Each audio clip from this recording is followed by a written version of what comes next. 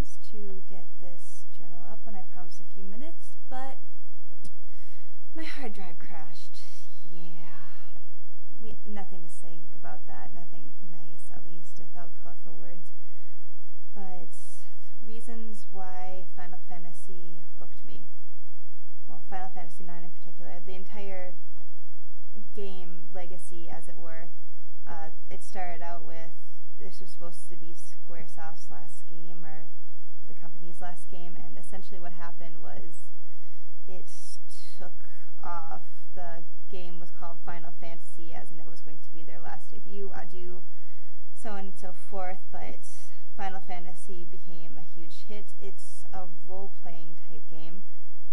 It was kind of, people were skeptical about people wanting to sit for that long and play through that, but you know, WoW is a huge one, and that's an MMORPG. Don't ask me to say it out loud, or say the entire thing spelled out. It's kind of hard to say it. It's a tongue twister, actually. But I really liked the game, just for starters, because even though it appeared challenging and a daunting task, I like the idea of adventure. I definitely would consider myself an adventurer now that I consider myself a gamer. I also love history, the artwork. I'm an art buff completely. I was just blown away by the arts, the music, just the entire plot itself. It's just so wrapped together and perfect, and just it was a gorgeous game. I just was like, there were moments where it took your emotions to, like a good game should, and just it toyed with them. It's like, and we're gonna do this now, and it's like, oh my god. I think when Kuja blew up Alexandria with Bahamut, I seriously, I think I cried, and at the end it was also a tear-jerking moment. Yeah, I know I cried at the end when we thought Zidane was dead.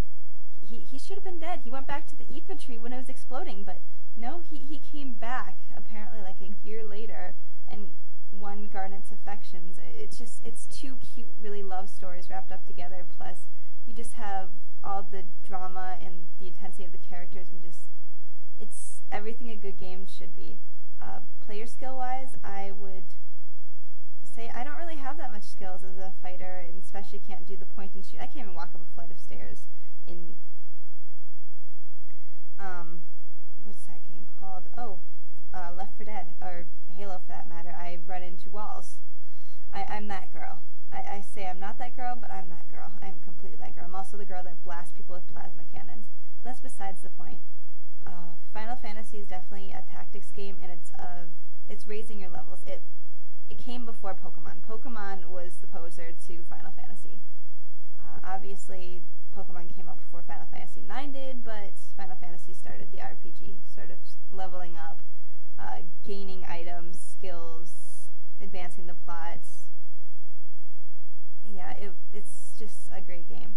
According to the text, its skill level of players, I guess what I would say to that is I criticize the text because what I've learned from gaming, or being a gamer now, I guess, is you need a lot of patience, and if you don't have the time for it, you're really not going to get into the game itself. I had this argument a couple days ago with my friend about going back to the old school games, because, you know what, it's not just pointing and shooting and blasting away something. I mean, what's the point of that? I like Final Fantasy because it's a challenge, and there's sub-games inside the game itself, and the plot is just so intense, and even though it's like on 3 discs and takes several months to complete, it's a major accomplishment. It really is, and you get so attached to the characters. It's hard to imagine cutting yourself off from it. And then when it's like over, it's like oh my god, it's over. I really want to play through it again, but now I'm going to start the next one.